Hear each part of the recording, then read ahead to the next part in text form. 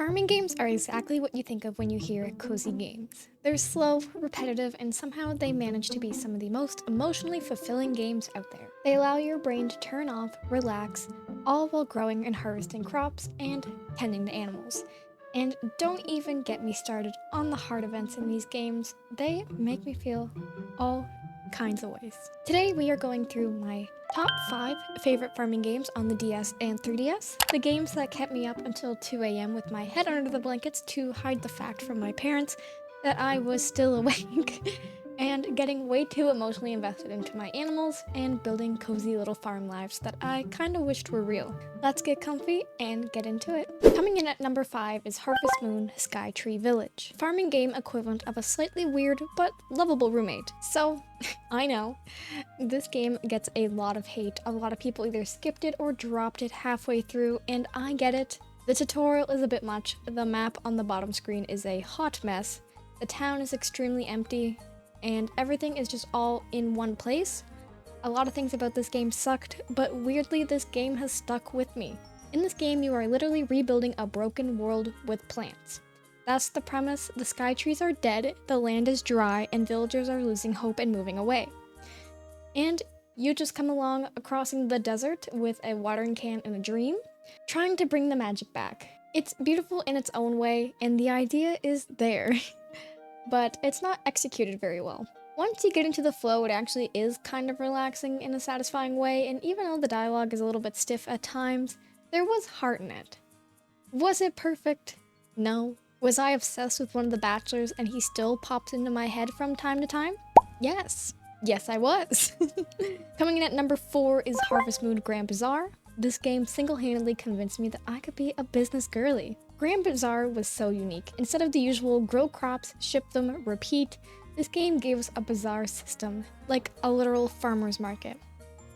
Every Saturday you get to run your own stall, set up decorations, and put out your best products. You can also sell items to NPCs who actually show up and will talk to you. I literally just played this game for the first time a few months ago, and I can't believe I missed out on a gem like this. I also pre-ordered the deluxe collector's edition for the Switch too, so stay tuned. I felt like I had a purpose in the game world beyond just grinding. Like I wasn't just passively shipping crops, I was actively participating in the town's economy.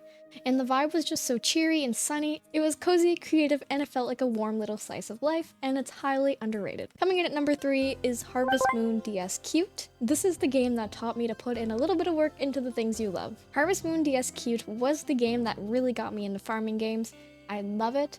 I would steal my sister's copy of Harvest Moon for the Game Boy Advance, and once I discovered this game was kind of the same thing except that you were a girl, I was sold. This game has the regular farm starting point. You start with a completely trashed farm, no clear direction, and one thing I really liked in this game was the sprites. They were so handy, each with their own jobs like watering crops, taking care of my animals, mining, everything.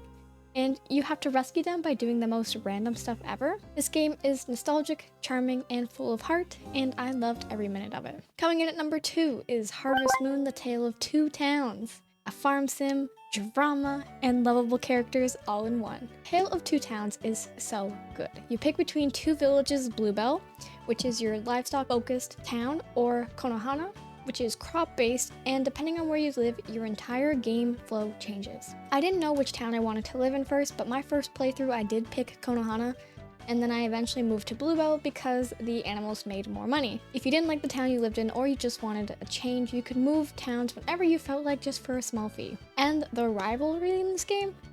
Amazing. Every festival was a passive-aggressive competition between the two towns. The mayors throw shade, the villagers gossip. It's like Stardew Valley if it had drama. Gameplay-wise, it's super solid. The farming loop is satisfying, the world feels alive, and the writing is surprisingly funny. It had just enough of everything, and I still think about exploring the little forest area between the two towns. Coming in at number 1 is, no surprise, Story of Seasons. This game said, what if we took everything you love about the old Harvest Moon games and made it pretty?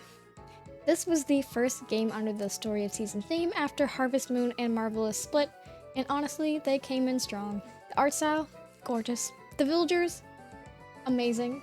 The gameplay loop, addictive in the best way. It gave you so much control over your farm. This game allows you to do whatever you want. You can decorate your own town to the liking. Your farm can look however you want. You could even have just a wine empire if you felt like it. And the fashion system? I spent more time crafting cute outfits than actually focusing on my farm. This game felt like a big cozy hug from everything I loved about farming games growing up, but upgraded. It was slow-paced, relaxing, and beautiful, and it made me want to move to the countryside and live with my fictional farming husband.